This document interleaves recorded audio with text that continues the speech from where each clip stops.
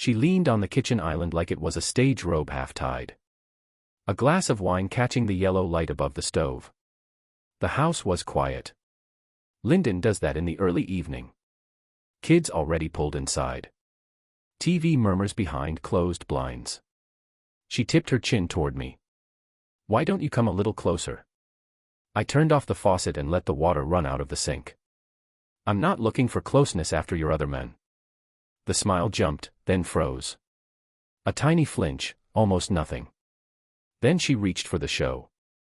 "You're being dramatic." "Paranoid again, maybe.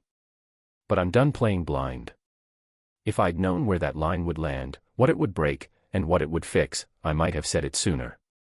She lifted the wine, took a small sip, studied me like I'd turned into a paperwork problem. We both knew the list. Evening walks, the phone suddenly locked and glued to her. Giggles over messages on the porch at 11 o'clock. A new work perfume that didn't smell like her. I'd added them up. She tried to change the subject to bills to the clogged gutter. I rinsed the cutting board, dried my hands, and walked past her without brushing her arm. That was the last night I slept in our bed. The next morning, I set rules. I didn't announce them. I lived them. I hauled a pillow and a blanket into the guest room. I left early for the small coffee shop on Parsons next to the dusty bookstore where the owner stacks hardbacks like brick walls. Neutral territory. I sat at the window with a black coffee and watched the street wake. Delivery vans. A guy locking up a bike with one missing brake. I answered a couple of parts orders from my phone. Assistant manager at Carter Auto, the job where bolts and timelines behave better than people. I wrote myself 2 lines on a napkin. No chasing, no drama. At home, we moved like neighbors who shared a hallway. She kept the robe tied tight for the next 2 days. Makeup light, hair pulled back like she was auditioning for Responsible. She watched me. Cross rooms. I gave her nothing.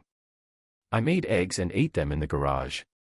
On the second night, she set a tiny tea light on the dining table under the dim lamp like a restaurant trying to forgive bad lighting. She waited for me to sit before she spoke, palms flat on the table. "Why did you pull away from me?" I pushed my plate aside. "I'm getting used to single-player mode." "That's harsh." I needed space." "You've been distant for months. Those evening walks started after your conference. Since then, your phone never leaves your hand. You laugh through texts on the porch at 11 o'clock. Tell me where I'm distant in that picture." "It's not like that." "What's it like?" She traced the edge of the tea light with a nail. "I've been stressed. I take a walk to think. I call Carly sometimes. We trade podcasts and trash talk. That's all." "Show me the messages with Carly." That 1 second, she had to swallow air before she answered. "This isn't a courtroom." "It's not. It's my house." She tucked hair behind her ear, tried to calm her voice. "You're building a story. You always do this. Stories need evidence. You brought me plenty." She sighed, pulled back the tea light, blew it out like she was resetting a mood. "Can we not turn this into an audit?" She stood, carried her plate to the sink. "I'm going for a quick walk. Do you want anything from the market?" "Honesty, that's out of stock, I guess." She left without replying. Her sandals clicked on the porch, then the front door shut. I stood at the sink and listened to the house creak. In the guest room, I laid out clean shirts and a pair of jeans in a stack that looked temporary. It wasn't not in my head. The next morning, after coffee on Parsons, a regular named Pete, retired contractor, bearded like a steel brush, tapped the table with a knuckle. "You're early, Nat." That usually means a storm at home. "I don't do storms, just a weather change." "Uh-huh." He jerked his chin at my black coffee. "Stay dry." When I came back, I didn't ask where she'd been. She didn't ask where I'd slept. We passed in the hallway. She set a hand on my arm. I glanced at the hand like it was a stray receipt stuck to my sleeve. That afternoon, I changed my schedule at the store. I swapped my Thursday closing shift with the new kid, Tyler, so I could be free at 6. I didn't explain. Devin, my oldest friend, texted, Beers Saturday. I answered with a thumbs up and might need that couch.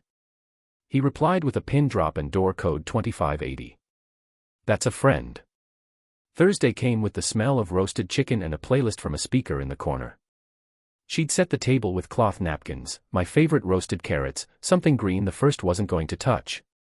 A candle, not the teal-eyed, real wax that meant money or intention. She wore a soft sweater that made her look like Sunday morning. I wanted us to have a normal dinner, she said, pouring water like she was serving truce. Normal changed. Sit, please. She waited for me to sit, then leaned forward. I want to talk like adults. I'm all out of child left. She breathed, collected words, then tried a softer tone. I miss you. I miss us. You turned cold, Nat. I'd like to fix it. Who is he? The plate sat under my hand like a prop I hadn't agreed to use. She froze mid-pour. Water touched the rim of her glass and trembled. That's not what this is. It's exactly what this is. She stared at her lap. The candle made her freckles look like choices. Silence stretched. I watched the seconds march across the microwave clock. After 20 seconds, that felt like a business call on hold.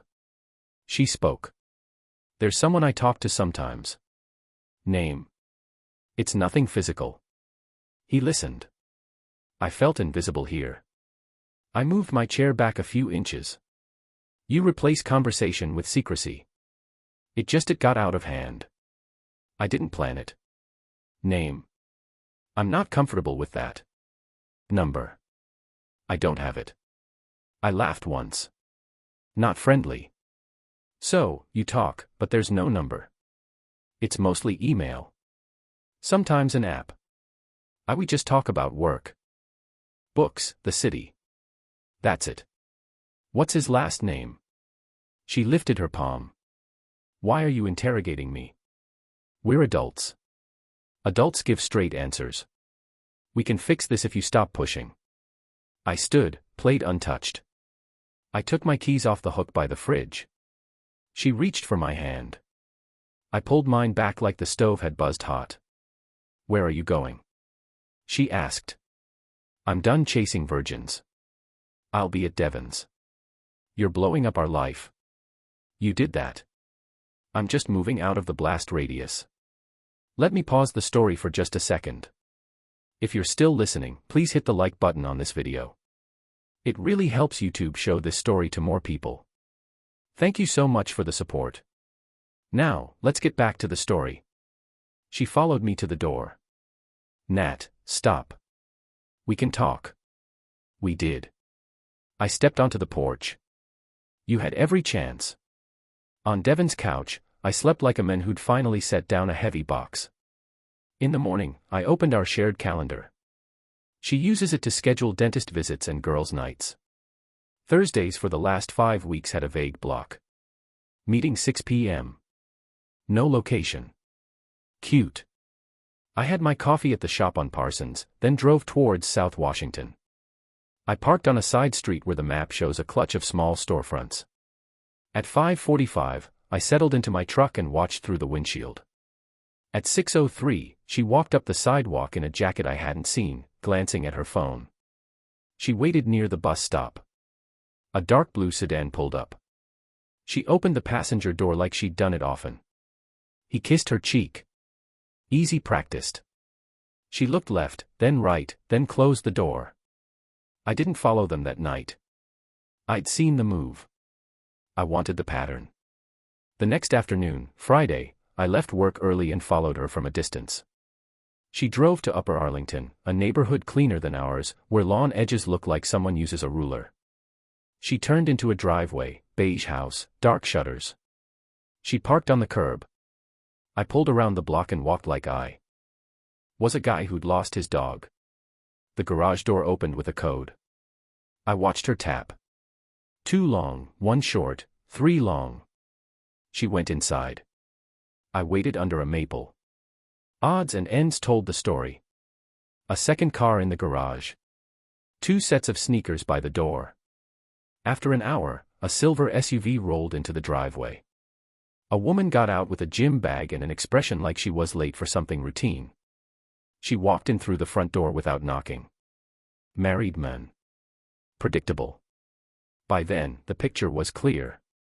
She wanted the boost from someone new and the comfort of my roof.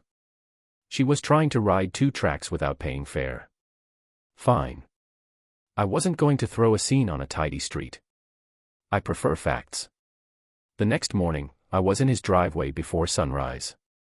I leaned on my truck with coffee in hand. He walked out in a polo and shorts like he was grabbing the paper. Mid-40s, athletic in a way that suggested weekend tennis and a therapist. He squinted. "Can I help you?" "You've been talking to my wife." He pulled his chin back. "I thought she was. I thought you two were separated." "Nice try." "This isn't we don't, it's not physical." He stammered. We talk." She said she was lonely.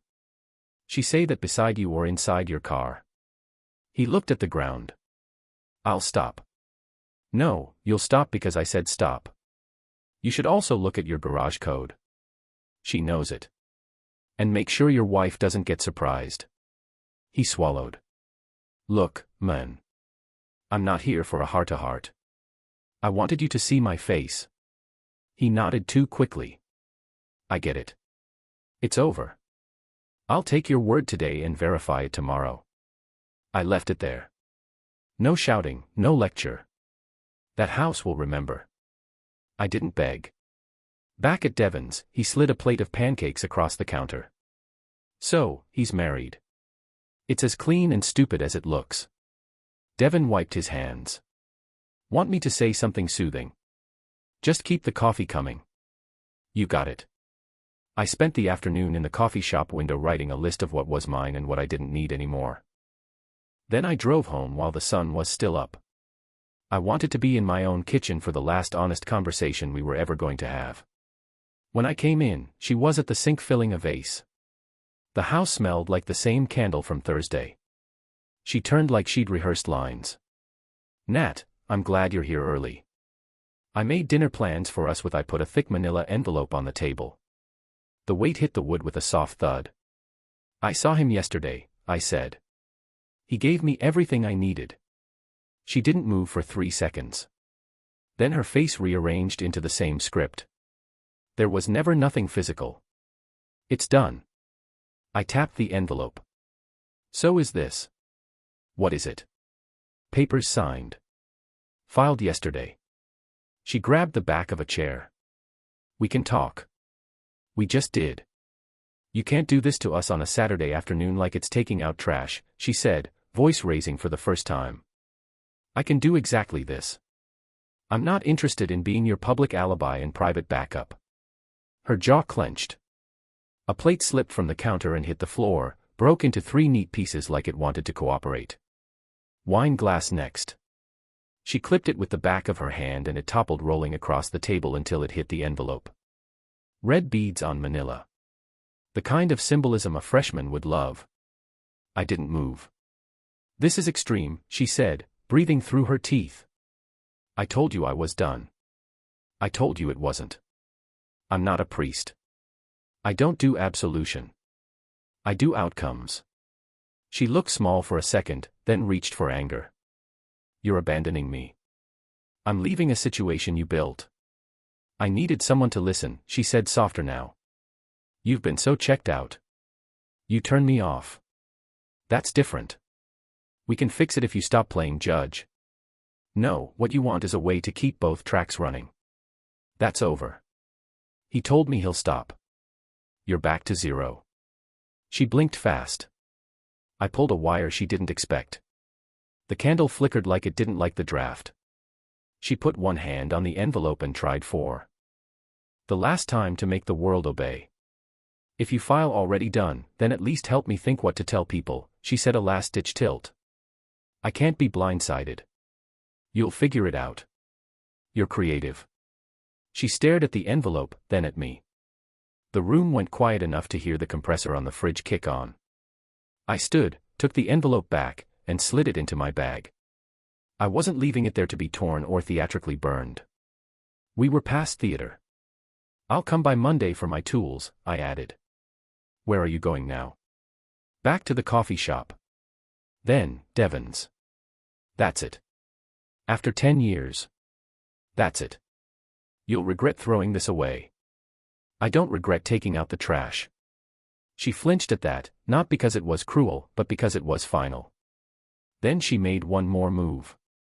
Her talent was pressure layered with sweetness. Please, she said. Just one more dinner. Let's sit down with someone neutral. Pastor, friend, anyone, don't make this public. There won't be a parade, I answered. But I'm not hiding for you. When I left, she didn't follow me to the door. That's how I knew she finally believed me. In the days that followed, I ran my life like a schedule. Mornings at the window table on Parsons' work. I knew how to win at a steady pace, no grand gestures. I told my store manager I was moving to the early shift for a while. He shrugged and said, keep Tyler on returns. He needs the practice. I sent 2 emails, one to our accountant to uncouple direct deposits. One to my landlord friend who had an empty single bedroom above his garage in German Village. He wrote back, keys under the mat. Pay when you can. Good people exist. You just remember to notice them. By Tuesday, she tried again. She texted, can we talk tonight? I made lasagna. I answered, leave it on the porch. I'll pick up tools. She wrote, this isn't healthy. I responded, agreed. At the house, the porch light was on. The lasagna sat there under foil, steaming the lid. Inside, the living room was tidy. In a staged way. She walked in from the hallway and leaned on the door frame like she had the night with the tea light. Nat, please, she started. We can be civil. I am civil. I mean, we can make rules. Take some time apart. No rush. You had time apart. Every Thursday at 6 o'clock. That's not fair. It's accurate. She rubbed her temple with a thumb. I haven't told anyone. I haven't said a word. I'm protecting you. I don't need protection. Well, I do. She snapped, then lowered her voice, maybe aware of the neighbor's porch light. If this becomes public, it will ruin my job. My parents? Then you should have protected that earlier. Her phone buzzed on the console table. She flipped it over quickly. Too obvious. I pointed at the screen. He tested your boundary already. It's a group chat. Sure, please. She said softer. Eat. We can go over bills. I'll make coffee. No coffee. I picked up my toolbox from the coat closet. The one with a loose handle that I never fixed because life had been about other people's lists. She followed me to the door. You're not even going to try? She asked. I tried. You laughed on the porch. That was a meme Carly sent, she said, smiling for half a second like an old reflex had fired. I don't want the script. I want the reality. You can keep the pan. As I reached the steps, she called after me, voice sharp. You're making a mistake. I'll risk it. I put the lasagna in the back of the truck. Devon ate half. He chewed, shrugged. Needs salt. On Wednesday, the wife from the beige house found me. I was leaving Carter Auto when a silver SUV rolled past the lot and parked along the curb. She walked in like she had directions. She introduced herself with a first name and a stare that said she knew how to manage crisis. You're not, she said. Yep. She folded her arms. He told me. Good. I want to be clear. It's over. I already made that clear to him. I replied. She nodded once. Our kids don't need drama. Keep it quiet. I don't do noise. Thank you, she said a little less steel. And I'm sorry. 2 families, 1 mess, I answered. We'll get through it. She left without asking more. That's how grown-ups do it. Minimum words, maximum result. Back inside, Tyler leaned against a display of windshield wipers. Everything okay? He asked. Better than before. He scratched his neck. I heard you're moving. Need a hand? I'm good, but you can cover closing Friday. He groaned. Man, you'll live. The second sweetening came Thursday night because of course it did. She showed up at the coffee shop just as I stood to leave. The bell over the door chimed. She wore the jacket from the blue sedan night in a look that tried to be humble. Can we walk? She asked. I considered the crowded room. Pete looked up from his crossword like a referee.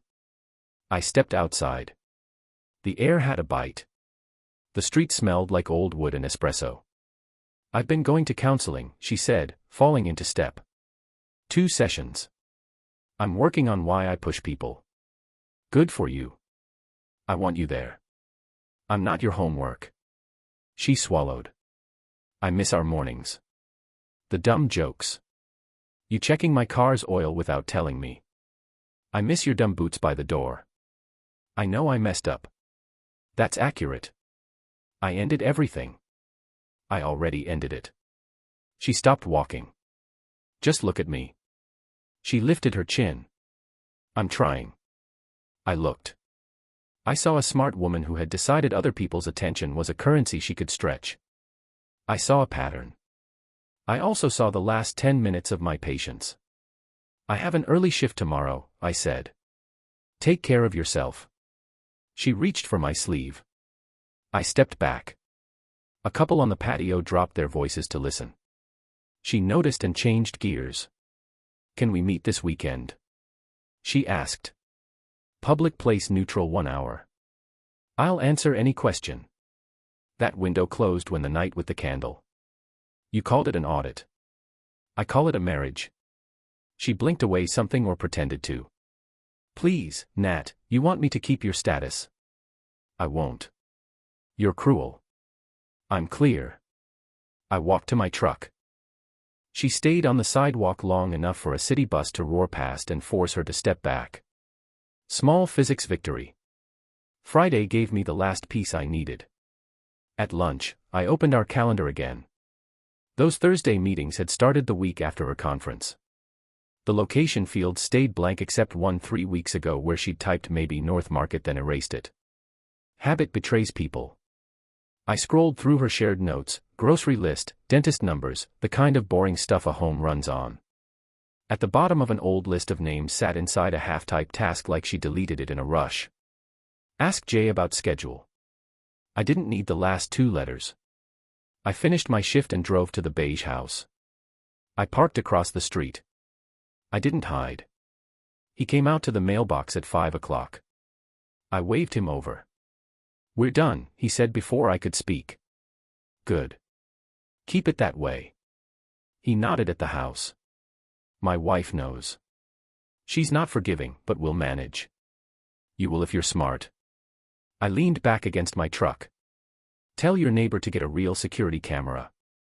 That fake sticker's crooked. He looked at the pole and exhaled. You're not going to cause problems for me at work. I'm not interested in you. I'm interested in getting my time back. He lifted his hands like surrender, then dropped them. I'm sorry. I'm not the person you owe that to. As I drove off, I felt it click. The line between what I'd tolerate and what I'd never touch again. You always think that line will be dramatic, a crash. It's not. It's a yes that turns into a no and stays no. Saturday, I went home to deliver the envelope moment, and you know how that went. After, I moved into the garage apartment in German Village with a single duff, my tools, and a cheap coffee grinder I bought on the way. The place had a view of a brick alley and a set of mismatched chairs that made me think of every porch conversation I'd had and ignored. I set the grinder on the counter and took a photo for myself, not for social, for proof. I could still build something clean. The week after she tried her final play, she showed up at Carter Auto. The bell over the door dinged and there she was in a blouse I bought last year and a face that could sell sympathy to a judge. Tyler stared, then fled to the back under the excuse of a restock. Can we talk in private? She asked. We have customers, I told her, motioning to a guy holding a brake pad like a fossil. She lowered her voice. Please, this is my office. I answered, palms spread at the counter. She drew closer, almost whispering. I need one thing. If you don't want to be with me, fine. But don't tell anyone why. Don't humiliate me. You can take care of your image.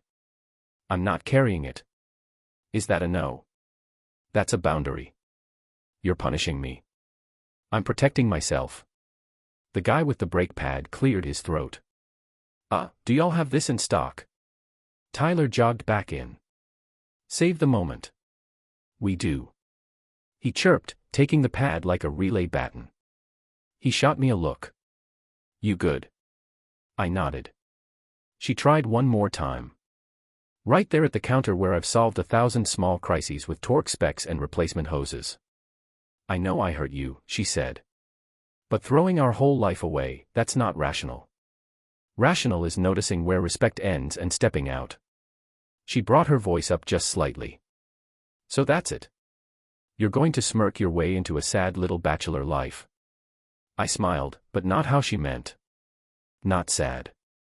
You'll see. She looked around for an ally. Tyler did inventory. The guy with the brake pad waited. Devin picked that moment to walk in. Baseball cap backward, chewing on a toothpick he didn't need. You good? He asked me. Fine. He turned to her. You should go. She squared her shoulders, always the actor, and left with a parting shot. You'll come running back. I don't run. I told her back. I drive. Devin watched her go. You want lunch? Yeah. As we stepped outside, he bumped my shoulder lightly. You look calmer. I am, I said. I've got a window table and morning. That belonged to me. The last time I saw her, really saw her as someone who still thought she held strings, was on a Sunday, 2 weeks into the new apartment. I stopped by the house to grab a box of winter clothes. She was on the porch talking to the neighbor, voice soft and careful like a publicist. She paused when she saw me and brushed hair behind her ear. I've been telling people we're taking a break. She said that you needed space to work on yourself. Tell them whatever helps you sleep. I'm trying not to smear you. You're trying to control the story. She held out a small paper bag, some of your mail. I took it, glanced inside. Junk mail, a bank envelope, a flyer for gutter cleaning. On the bottom, a note in her handwriting. We could still fix this. No signature, no apology either. It read like a pitch. I replaced the locks, she added. Just for safety. Good, I said. You should have weeks ago.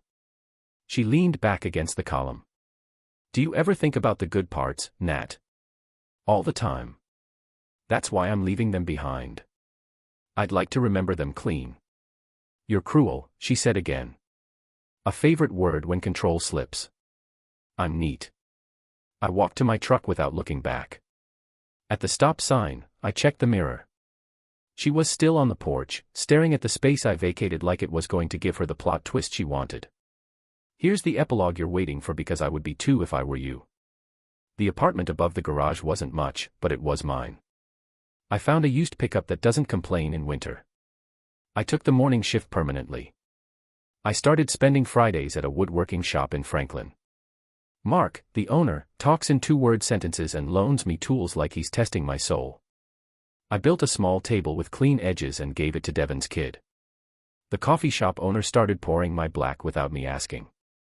The bookstore guy next door found me a hardback of a writer I like and said, no charge, like a benediction. A month later, I met someone not through apps or setups, but at a volunteer day stacking canned goods. We traded stories that didn't center on pleading or hurt. She laughs like a person who doesn't owe anything to anyone. I didn't rush it. I still don't. She knows where my lines are and she respects them because she has her own. As for Lauren, she kept the house. She got smaller at work. The Whisper Network does its job in every city. You can't control it. You can only hope it's kind. Her friendship community shrank because people like clean lines even when they pretend they don't. I hear she tried to rebrand wellness groups' long captions about growth. It'll land somewhere. It always does. I don't wish her harm. I don't wish her anything. She's a weather report. I don't check. On a Saturday morning not long ago, I was at my window table with a black coffee sun laying a stripe across the floor. Pete, old contractor, sat across uninvited and grunted. "You look better," he said. "Feels like it. House quiet, work steady." He nodded, satisfied. "Good. You were dragging for a while." "I carried something that wasn't mine," I said. I set it down. He folded the newspaper. "What did you say to her?" "Final line." I smiled into the cup. "I told her, I'm not here to keep your mask on." Pete chuckled. "That'll sit." It did. It sits where it belongs in the past. I walk out of the coffee shop, toss the cup, and step into the street like a man who has places to be. I didn't win anything dramatic. I just took my name back and left her to live in the gap where control used to be. That's plenty. This is where the story ends. How was today's story? I'd love to hear your thoughts in the comments, and where you're watching from. Like, share, and subscribe for more powerful stories.